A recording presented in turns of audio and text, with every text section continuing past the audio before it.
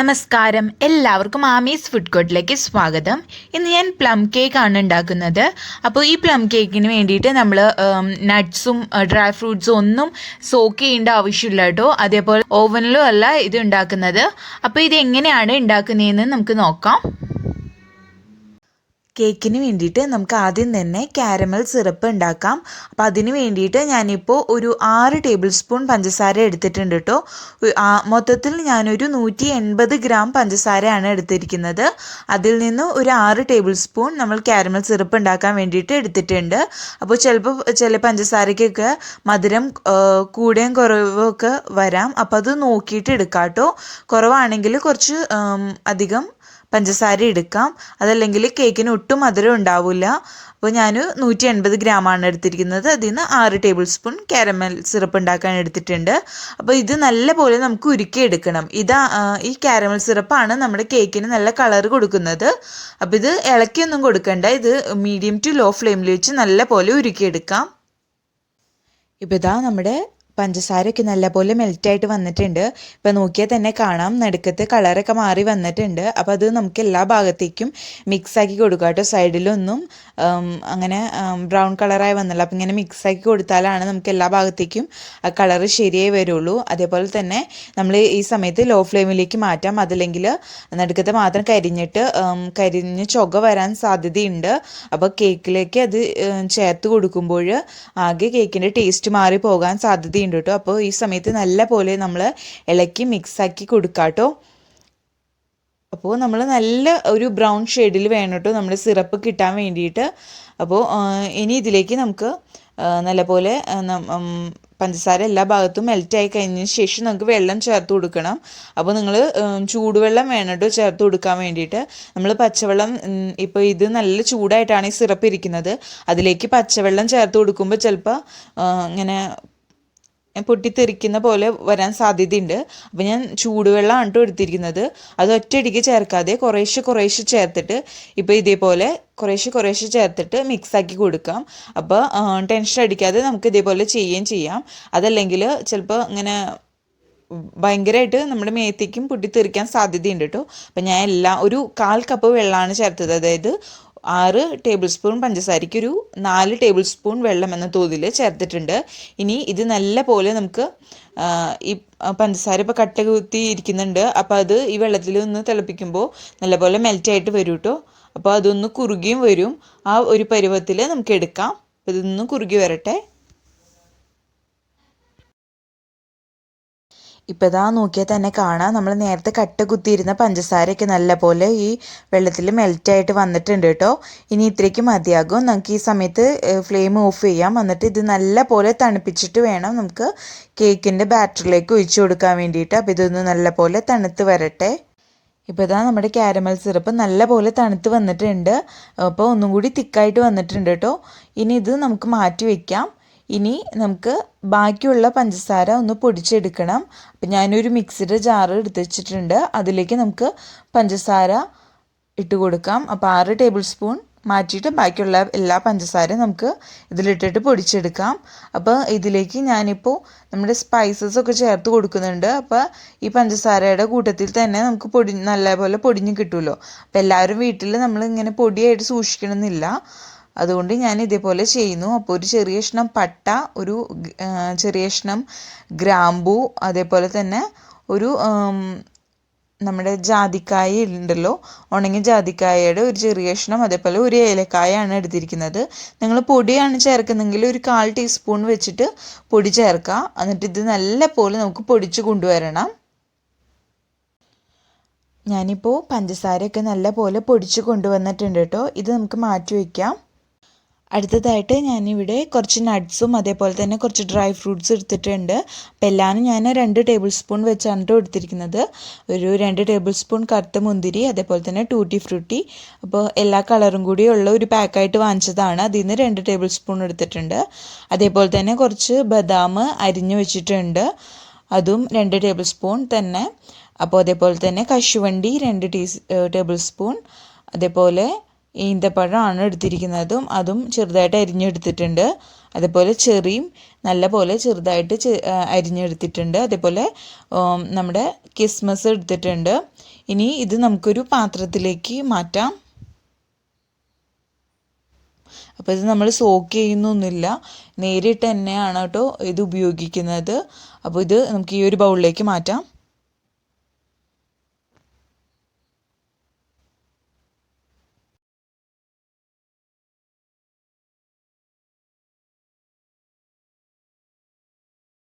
ഇനി ഇതിലേക്ക് 1 ടേബിൾ സ്പൂണോളം മൈദപ്പൊടി ചേർത്ത് കൊടുക്കാം.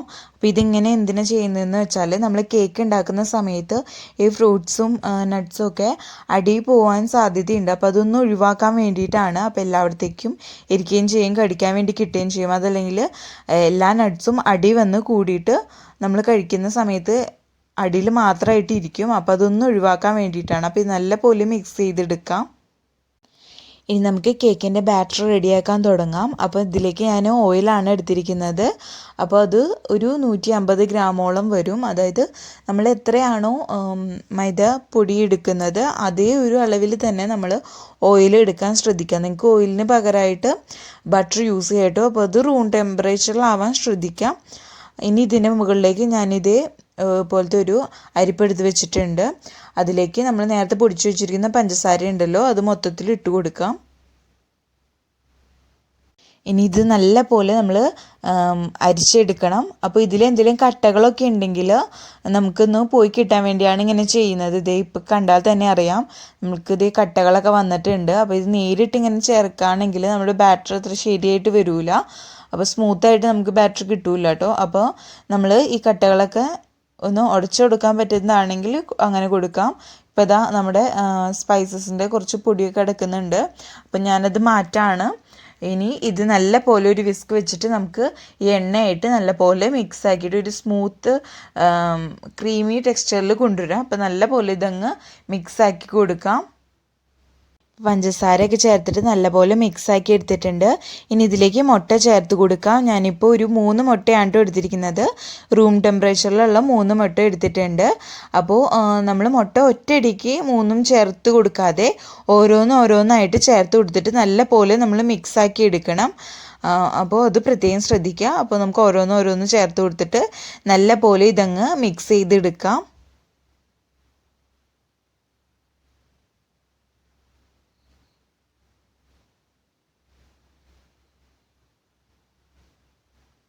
ഇപ്പം ഞാൻ മുട്ട ചേർത്തിട്ട് നല്ലപോലെ മിക്സാക്കി എടുത്തിട്ടുണ്ട് കേട്ടോ. ഇനി ഇതിലേക്ക് ഒരു 1/2 ടീസ്പൂണോളം ഓറഞ്ചിൻ്റെ തൊലി നമുക്ക് ചെറുതായിട്ട് അരിഞ്ഞിട്ട് ചേർത്ത് കൊടുക്കാം കേട്ടോ. അപ്പോൾ ഓറഞ്ചിൻ്റെ തൊലി എടുക്കുമ്പോൾ അതിൻ്റെ വെള്ള വരാതെ ശ്രദ്ധിക്കുക. എന്നിട്ട് നല്ല പോലെ ഇതങ്ങ് ചെറുതായിട്ട് അരിഞ്ഞിട്ട് ചേർത്ത് കൊടുക്കുകയാണ് ചെയ്തിരിക്കുന്നത്. അതേപോലെ തന്നെ ഒരു 1/2 ടീസ്പൂൺ വാനില എസൻസും ചേർത്തിട്ടുണ്ട്. ഇത് രണ്ടും കൂടി ചേർത്തിട്ട് ഒരു വിസ്ക് വെച്ചിട്ട് നമ്മൾ നല്ല പോലെ ഇതങ്ങ് മിക്സ് ചെയ്ത് കൊടുക്കാം. ഇനി ഇതിലേക്ക് നമ്മൾ നേരത്തെ റെഡിയാക്കി വെച്ചിരുന്ന സിറപ്പ് ഉണ്ടല്ലോ, കാരമൽ സിറപ്പ്, അതും കൂടി ചേർത്തിട്ട് നല്ല പോലെ മിക്സ് ചെയ്തെടുക്കാം. ഇനി ഇതിലേക്ക് നമുക്ക് നമ്മുടെ ഡ്രൈ ഇൻഗ്രീഡിയൻസ് ഒക്കെ ചേർത്ത് കൊടുക്കാം. അപ്പോൾ ഞാനിപ്പോൾ ഇതിൻ്റെ മുകളിലേക്ക് ഒരു അരിപ്പ വെച്ച് കൊടുത്തിട്ടുണ്ട്. ഇനി ഇതിലേക്ക് നമുക്ക് നമ്മുടെ പൊടികളൊക്കെ ചേർത്ത് കൊടുക്കാം. ഒരു 150 ഗ്രാമോളം മൈദയാണ് എടുത്തിരിക്കുന്നത്. അത് ഈ അരിപ്പയിലേക്ക് ഇട്ട് കൊടുക്കാം. ഇനി ഇതിലേക്ക് 1 ടീസ്പൂണോളം ബേക്കിംഗ് പൗഡർ ചേർത്ത് കൊടുക്കാം. 1/2 ടീസ്പൂണോളം ബേക്കിംഗ് സോഡയും ചേർത്ത് കൊടുക്കുക ഇതിലേക്ക്. ഇനി ഇതിലേക്ക് നമുക്കിത് അരിച്ച് ചേർക്കാം. അപ്പോൾ മൊത്തത്തിൽ ചേർത്ത് കൊടുക്കേണ്ട, പകുതിയായിട്ട് നമുക്ക് ചേർത്ത് കൊടുക്കാം. ഇപ്പം ഞാൻ പകുതി അരിച്ച് ഇതിലേക്ക് ചേർത്ത് കൊടുത്തിട്ടുണ്ട്. എന്നിട്ട് ഇത് നല്ല പോലെ മിക്സാക്കി കൊടുക്കാം കേട്ടോ. അപ്പോൾ ഇത് മിക്സാക്കി കൊടുത്തതിന് ശേഷം നമുക്ക് ബാക്കി പകുതിയും കൂടി അരിച്ച് ഇതിലേക്ക് ചേർത്തിട്ട് മിക്സാക്കി എടുക്കാം. അപ്പോൾ നല്ല സ്മൂത്തായിട്ട് വേണം കേട്ടോ നമ്മുടെ ബാറ്റർ ഇരിക്കാൻ വേണ്ടിയിട്ട്. ഇപ്പോൾ ഇതാ ഞാൻ ബാക്കിയുള്ള പൊടിയും കൂടി എല്ലാം ചേർത്തിട്ട് നല്ലപോലെ മിക്സാക്കി എടുത്തിട്ടുണ്ടായിരുന്നു. ഇനി ഇതിലേക്ക് ഞാനൊരു 1/4 ടീസ്പൂണോളം ഉപ്പ് ചേർത്ത് കൊടുത്തിട്ടുണ്ട്. എന്നിട്ട് അത് നല്ലപോലെ മിക്സാക്കി എടുക്കാം. ഇനി ഇതിലേക്ക് നമ്മൾ നേരത്തെ റെഡിയാക്കി വെച്ചിരുന്ന ഡ്രൈ നട്ട്സും ഫ്രൂട്ട്സും ഉണ്ടല്ലോ, അത് ഇതിലേക്ക് ചേർത്ത് കൊടുക്കാം. അപ്പോൾ നിങ്ങൾക്ക് കുറച്ച് റിച്ച് ആയിട്ടാണ് നമ്മുടെ പ്ലം കേക്ക് വേണ്ടതെങ്കിൽ കുറച്ച് അധികം ചേർത്ത് കൊടുക്കാം കേട്ടോ. ഇപ്പോൾ നമ്മൾ ഒരു മീഡിയം ലെവലിലാണ് എടുത്തിരിക്കുന്നത്, അധികമില്ല. അപ്പോൾ ഒരുപാട് വേണ്ടവരാണെങ്കിൽ കുറച്ച് നട്ട്സ് കൂടുതൽ ചേർത്ത് കൊടുക്കാം. അത് ഓരോരുത്തരുടെ ഇഷ്ടത്തിനനുസരിച്ച് എടുക്കാം കേട്ടോ. ഇനി ഇത് നമുക്ക് നല്ല പോലെ മിക്സാക്കി എടുക്കണം. അപ്പോൾ കേക്ക് ഉണ്ടാക്കുന്നതിനൊക്കെ വേണ്ടിയിട്ട് ഞാനിപ്പോൾ ഇതേപോലത്തെ ഒരു അലുമിനിയത്തിൻ്റെ കേക്ക് ടിന്നാണ് എടുത്തിരിക്കുന്നത്. 6 ഇഞ്ചിൻ്റെ കേക്ക് ടിന്നാണ് കേട്ടോ. അതിലേക്ക് നമുക്ക് ബട്ടർ പേപ്പർ വെച്ച് കൊടുക്കാം. അപ്പോൾ ഞാൻ സൈഡിൽ ഇതേപോലെ ബട്ടർ പേപ്പർ കട്ട് ചെയ്തിട്ട് വെച്ച് കൊടുക്കുന്നുണ്ട്. അപ്പോൾ നിങ്ങളുടെ കയ്യിൽ ബട്ടർ പേപ്പർ ഇല്ലയെന്ന് വെച്ചാലും കുഴപ്പമില്ല, കുറച്ച് ഓയിൽ സ്പ്രെഡ് ചെയ്ത് കൊടുത്താൽ മതിയാകും. അതേപോലെ തന്നെ അടിയിലേക്ക് നമുക്ക് ഈ റൗണ്ട് ഷേപ്പിലുള്ള കട്ട് ചെയ്ത് വെച്ചതും വെച്ചെടുത്തിട്ട് ഒന്ന് ലെവൽ ചെയ്തെടുക്കാം. ഇനി നമുക്ക് നമ്മുടെ കേക്കിൻ്റെ ബാറ്റർ ഉണ്ടല്ലോ ഈ കേക്ക് ടിന്നിലേക്ക് മൊത്തത്തിൽ അങ്ങ് ഒഴിച്ചു കൊടുക്കാം. അപ്പോൾ ബാക്കിയുള്ളതും കൂടി ഞാനങ്ങ് വടിച്ചൊഴിച്ചിട്ട് വരാം. ഇനി ഇത് നമ്മൾ ഇതേപോലെ അങ്ങ് ഒന്ന് കൊട്ടി കൊടുക്കണം. അപ്പോൾ എയർ ബബിൾസ് ഒക്കെ ഉണ്ടെങ്കിൽ ഒന്ന് പോയി കിട്ടാൻ വേണ്ടിയിട്ടാണ് കേട്ടോ നമ്മളിങ്ങനെ ചെയ്യുന്നത്. ഇനി ബേക്ക് ചെയ്യാൻ തുടങ്ങാം. അപ്പോൾ ഞാൻ കുക്കറിലാണ് ഇന്ന് കേക്ക് ഉണ്ടാക്കുന്നത്. അപ്പോൾ കുക്കറിലേക്ക് ഒരു 2 കപ്പോളം പൊടിയുപ്പ് ഇട്ട് കൊടുക്കാം. എന്നിട്ട് അതൊന്ന് ലെവൽ ചെയ്ത് കൊടുക്കാം കേട്ടോ. അപ്പോൾ നമ്മളിങ്ങനെ പൊടിയുപ്പ് ഇട്ട് കൊടുക്കുന്നത് നല്ലപോലെ ചൂടാകുമ്പോൾ കുക്കറിൻ്റെ അടി കരിഞ്ഞു പോവാതിരിക്കാൻ വേണ്ടിയിട്ടാണ് കേട്ടോ ഇങ്ങനെ ചെയ്യുന്നത്. അപ്പോൾ ഇതേപോലെ നമുക്കിതൊന്ന് നല്ലപോലെ നിരത്തിയിട്ട് കൊടുക്കാം. അപ്പോൾ ഇത് നമ്മൾ ഓവനൊക്കെ പ്രീഹീറ്റ് ചെയ്യുന്നത് പോലെ തന്നെ നമുക്കിത് പ്രീഹീറ്റ് ചെയ്ത് എടുക്കണം. അപ്പോൾ ഞാനത് നല്ലപോലെ ഒന്ന് ഉപ്പിട്ടിട്ട് ലെവൽ ചെയ്തെടുക്കാം കേട്ടോ. ഇനി ഇതിലേക്ക് ഞാൻ ഒരു പ്ലേറ്റ് ഇറക്കി വെക്കുന്നുണ്ട്. അപ്പോൾ കേക്ക് ഉപ്പിലേക്ക് ചിലപ്പോൾ നേരിട്ട് ഇറക്കി വെച്ചാൽ അടി പെട്ടെന്ന് കരിഞ്ഞു പോകാൻ സാധ്യതയുണ്ട്. അപ്പോൾ ഞാൻ ഒരു പ്ലേറ്റ് ഇതേപോലെ കമത്തിയിട്ട് കൊടുത്തിട്ടുണ്ട്. ഇതിൻ്റെ മുകളിലേക്കാണ് കേട്ടോ നമ്മൾ കേക്ക് ടീനെ ഇറക്കി വെക്കാൻ പോകുന്നത്. ഇനി ഇത് നമുക്ക് തീ എത്തിച്ചിട്ട് ഒരു മീഡിയം ഫ്ലെയിമിൽ വെച്ചിട്ട് നമ്മൾ ഒരു 10 മിനിറ്റ് നേരത്തോളം ഇത് പ്രീഹീറ്റ് ചെയ്യണം. അപ്പോൾ ഇത് നല്ല പോലെ നമുക്കിത് മൂടി വെച്ചിട്ട് പ്രീഹീറ്റ് ചെയ്ത് എടുക്കാം. ഇപ്പോൾ ഒരു 10 മിനിറ്റ് കഴിഞ്ഞിട്ടുണ്ട്. കുക്കർ നല്ല പോലെ ചൂടായിട്ട് പ്രീഹീറ്റ് ചെയ്ത് വന്നിട്ടുണ്ട് കേട്ടോ. ഇനി ഞാൻ ലോ ഫ്ലെയിമിലേക്ക് മാറ്റിയിട്ടുണ്ട്. ഇനി ഇതിലേക്ക് നമുക്ക് കേക്ക് ടിന്ന് ഇറക്കി വെക്കാം. അപ്പോൾ കുക്കറിൻ്റെ സൈഡൊക്കെ നല്ല പോലെ ചൂടായിട്ടിരിക്കുകയാണ്. അപ്പോൾ സൂക്ഷിച്ച് ഇറക്കി വെക്കുക. അപ്പോൾ ഇതാ നമ്മുടെ ബാറ്ററിന് മുകളിലേക്ക് ഞാൻ കുറച്ച് കാഷ്നട്ട്സും കൂടി വെച്ച് കൊടുത്തിട്ടുണ്ടോ കേട്ടോ. അപ്പോൾ എനിക്കൊരു അബദ്ധം പറ്റിയത് എന്താണെന്ന് വെച്ചാൽ ഈ കേക്ക് പൊന്തി വന്നപ്പോൾ കാഷ്നട്ട്സൊക്കെ അതിൻ്റെ ഉള്ളിലേക്ക് ഇറങ്ങിപ്പോയായിരുന്നു. അപ്പോൾ ഞാനത് പിന്നീട് അതൊരു 1/4 ഭാഗത്തോളം വേവായിപ്പോൾ കുറച്ച് കാഷ്നട്ട്സ് വെച്ചപ്പോൾ ശരിക്കും കിട്ടി. അപ്പോൾ നിങ്ങൾ ശ്രദ്ധിക്കുക, 1/4 ഭാഗത്തോളം വേവാകുമ്പോൾ മാത്രം നമ്മൾ ഇടയ്ക്ക് ചെക്ക് ചെയ്യൂല. അപ്പോൾ ആ സമയത്ത് മാത്രം നിങ്ങളിത് വെച്ച് കൊടുത്താൽ മതിയാകും. ഇത് അടച്ചു വെച്ചിട്ട് ഞാനിപ്പോൾ വെയിറ്റ് ഇട്ടിട്ടില്ല, അടച്ചു വെച്ചിട്ട് നമ്മൾ നല്ല പോലെ ഇത് വേവിച്ചെടുക്കണം. അപ്പോൾ ആദ്യമായിട്ട് ഉണ്ടാക്കുന്നവരാണെങ്കിൽ ഒരു 10-25 മിനിറ്റൊക്കെ കഴിയുമ്പോൾ നിങ്ങൾക്ക് ഇടയ്ക്കൊന്ന് ചെക്ക് ചെയ്ത് നോക്കാം. അപ്പോൾ ഓരോരുത്തരുടെ ഫ്ലെയിം വ്യത്യാസപ്പെട്ടിരിക്കുന്നത് കൊണ്ട് തന്നെ ചിലപ്പോൾ വേവിൻ്റെ സമയം വ്യത്യാസപ്പെട്ടിരിക്കും. അപ്പോൾ ഞാൻ കറക്റ്റ് സമയം എത്രയാണെന്ന് അവസാനം പറയാം കേട്ടോ. ഇപ്പോൾ ഏകദേശം 1 മണിക്കൂർ കഴിഞ്ഞിട്ടുണ്ട്. അപ്പോൾ ഞാൻ ഇടയ്ക്ക് ഇതൊന്ന് ചെക്ക് ചെയ്ത് ഇട്ടുണ്ടായിരുന്നു കേട്ടോ. ഇപ്പം ഒരു ടൂത്ത് പിക്കോ അതല്ലെങ്കിൽ ഒരു പപ്പടം കുത്തി വെച്ചിട്ട് ഇതുപോലെ നല്ലപോലെ കുത്തി ഒന്ന് നോക്കാം. അപ്പോൾ ഇത് നല്ലപോലെ ക്ലിയർ ആയിട്ട് വന്നിട്ടുണ്ട്. നമ്മുടെ കേക്ക് നല്ലപോലെ വെന്ത് വന്നിട്ടുണ്ട്. അതേപോലെ നല്ല കളറായിട്ട് നമുക്ക് കിട്ടിയിട്ടുണ്ട് കേട്ടോ.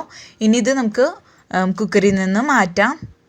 ചൂടാറിയതിന് ശേഷം അതിൽ ബട്ടർ പേപ്പറൊക്കെ നീക്കം ചെയ്തിട്ടുണ്ടായിരുന്നു കേട്ടോ. അപ്പോൾ ഞാൻ ഒരു ചെറിയൊക്കെ മുകളിലേക്ക് വെച്ച് കൊടുത്തിട്ടുണ്ട്. ഇപ്പോൾ സൈഡിലൊക്കെ നോക്കിയാൽ തന്നെ കാണാം നല്ല തിക്നെസ്സിൽ നമ്മൾ ബേക്കറിയിൽ നിന്നൊക്കെ വാങ്ങുന്ന പോലത്തെ നല്ല ആ കളറായിട്ട് തന്നെ നമുക്ക് കിട്ടിയിട്ടുണ്ട്. അപ്പോൾ അടിയിലത്തെ ബട്ടർ പേപ്പറും കൂടി ഒന്ന് നീക്കം ചെയ്യാം. അപ്പോൾ നല്ലപോലെ ചൂടാറിയതിന് ശേഷം മാത്രം ഇത് ഉപയോഗിക്കാം കേട്ടോ.